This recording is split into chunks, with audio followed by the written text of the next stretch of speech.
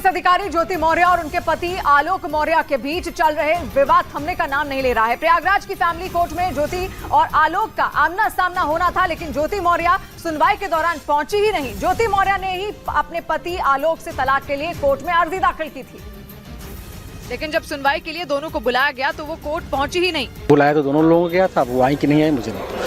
उनके वकील साहब आए थे। ज्योति मौर्य के वकील की तरफ से कोर्ट में एप्लीकेशन दी गई, जिसमें छुट्टी न मिलने की वजह से सुनवाई में शामिल नहीं हो पाने की बात लिखी गई। वहीं न्यूज 18 से एक्सक्लूसिव बातचीत में आलोक मौर्य ने समझौते की बात से इनकार किया। जो गलत है उन्हें सजा मिलनी चाहिए। बच्चों के लिए मैं बोला था, समझौते के लिए तैयार। प्रयागराज की फैमिली कोर्ट ने ज्योति मौर्य के नहीं आने की वजह से सुनवाई टाल दी और 18 अगस्त को अगली सुनवाई की तारीख तय कर।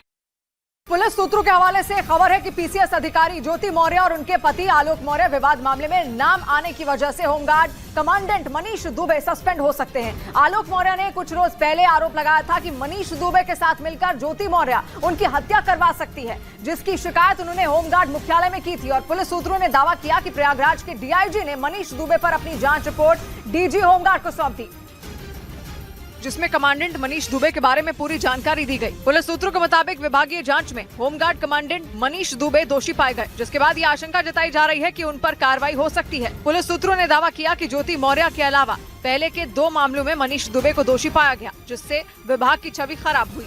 पुलिस सूत्रों के मुताबिक विभागीय जांच रिपोर्ट में मनीष दुबे को सस्पेंड करने की सिफारिश की गई। पीसीएस अधिकारी ज्योति मौर्य मामले में नाम सामने आने के बाद मनीष दुबे को उत्तर प्रदेश के गाजियाबाद से महोबा जिले में ट्रांसफर कर दिया गया। हालांकि मनीष दुबे के बारे में सवाल किए जाने पर ज्योति मौर्य ने कोर्ट में जवाब देने की बात कही थी। उत्तर प्रदेश के महोबा जिले में गुलाबी गैंग के सदस्यों ने होमगार्ड कमांडेंट मनीष दुबे की मुश्किलें बढ़ा दी हैं। गुलाबी गैंग से जुड़ी महिलाओं ने सड़क पर प्रदर्शन किया और मनीष दुबे को महोबा से हटाने की मांग की।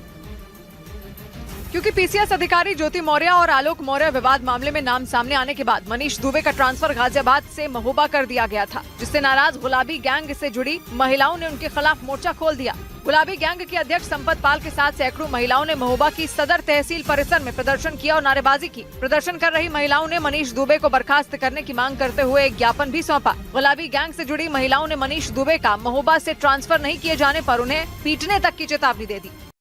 उत्तर प्रदेश के प्रयागराज में पीसीएस अधिकारी ज्योति मौर्य जैसा ही एक और मामला सामने आया है।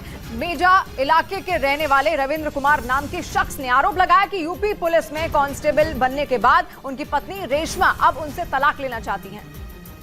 जबकि रविंद्र कुमार का दावा है कि उन्होंने अपनी पत्नी रेशमा की पढ़ाई के लिए अपनी जमीन तक बेच दी थी। आज जमीन बेचे थे, फिर उसके बाद उनके नौकरी में खेत भी गिरवी रखे थे और दूसरे से कर्ज भी लिए थे। रविंद्र कुमार ने रेशमा के भाई, उसकी बड़ी बहन और उसके पति पर उसकी जिंदगी बर्बाद करने का आरोप लगाया। उसका जो जीजा है उसको भड़काने लगा कि तुम ऐसा करो, उससे पीछा छुड़ाओ। रविंद्र कुमार के मुताबिक रेशमा के साथ उनकी शादी 2016 में हुई थी। उस वक्त वो ग्रेजुएशन कर रही थी। 1 साल बाद 2017 में वो यूपी पुलिस में कांस्टेबल के पद पर भर्ती हो गई। रविंद्र कुमार ने आरोप लगाया कि नौकरी मिलते ही रेशमा का रवैया बदलने लगा। रविंद्र का आरोप है कि नौकरी मिलते ही रेशमा ने उनसे किनारा करना शुरू कर दिया और अब वो उनसे तलाक लेना चाहती हैं। जब